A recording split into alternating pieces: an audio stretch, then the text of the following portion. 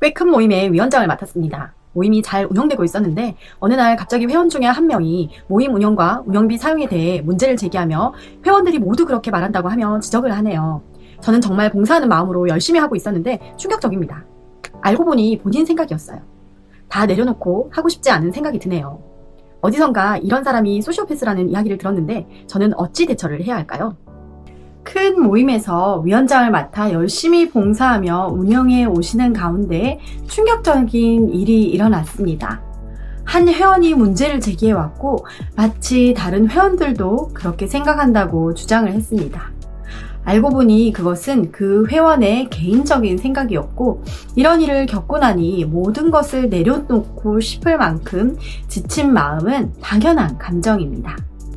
특히 다른 사람들도 다 그렇게 말한다는 식의 말은 사람들을 흔들리게 하기에 충분하지요. 당신은 책임을 맡아 묵묵히 봉사하며 모임을 잘 이끌어온 리더십이 있습니다. 감정에 휘둘리지 않고 상황을 객관적으로 바라보려는 힘도 가지고 계시고요. 무엇보다 정직하고 투명하게 운영해온 자신감이 있습니다. 하지만 이 해당 회원은 개인적인 불만을 마치 전체의 의견인 것처럼 포장해 당신을 곤란하게 만들었습니다. 이는 관계의 신뢰를 훼손할 수 있는 심각한 문제이며 모임 전체의 분위기를 어지럽히는 행동입니다. 이런 유형의 사람들은 심리적으로 수동 공격형 혹은 가면을 쓴 조정자로 분류되기도 합니다.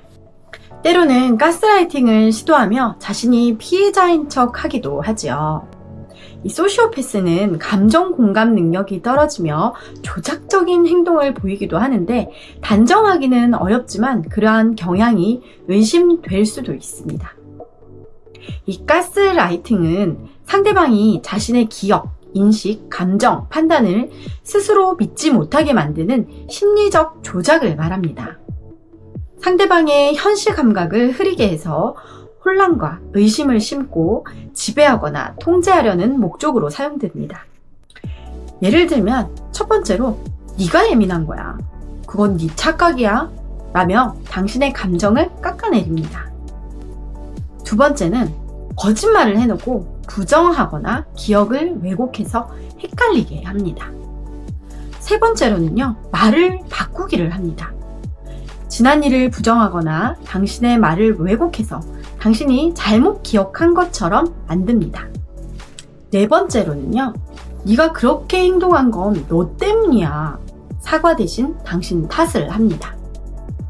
당신이 느낀 그 불쾌감이나 고통을 하찮게 여기거나 무시합니다. 다른 사람들과 당신을 고립시키고 자신만 믿게 만들려고 합니다.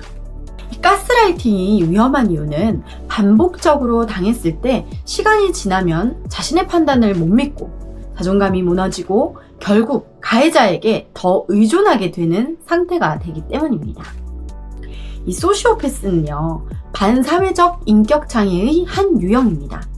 타인의 감정이나 권리를 무시하고 죄책감 없이 거짓말이나 조작, 공격적인 행동을 하는 성향을 가진 사람을 뜻합니다.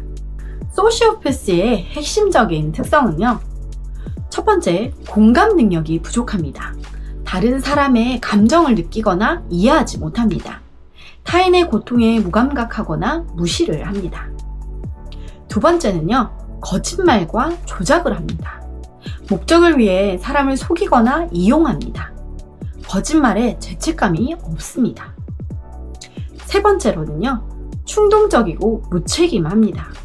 계획 없이 행동하거나 쉽게 폭발을 합니다. 약속, 책임, 의무를 자주 어깁니다. 네 번째는요, 자기 중심적입니다.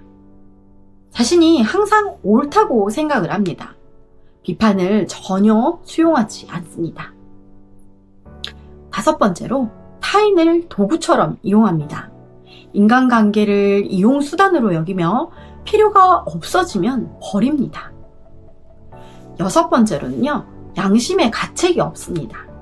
나쁜 행동을 하고도 죄책감이나 후회를 느끼지 않습니다. 여기서 주의할 점은요, 모든 어려운 사람이나 괴로운 인간관계가 모두 소시오패스는 아니라는 점입니다.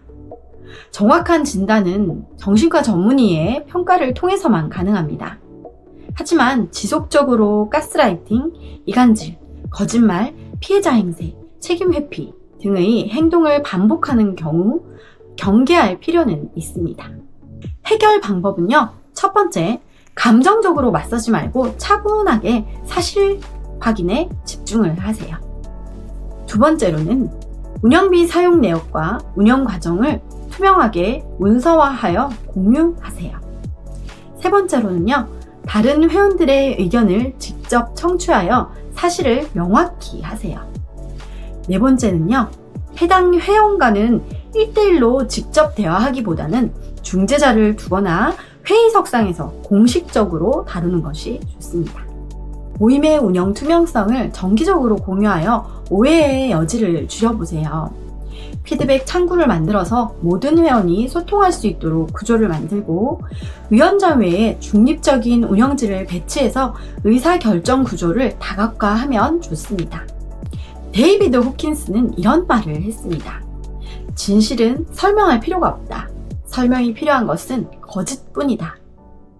지금은 마음이 무겁고 힘들겠지만 지금까지 당신의 노력과 진심이 헛되지 않았음을 믿으셔도 됩니다.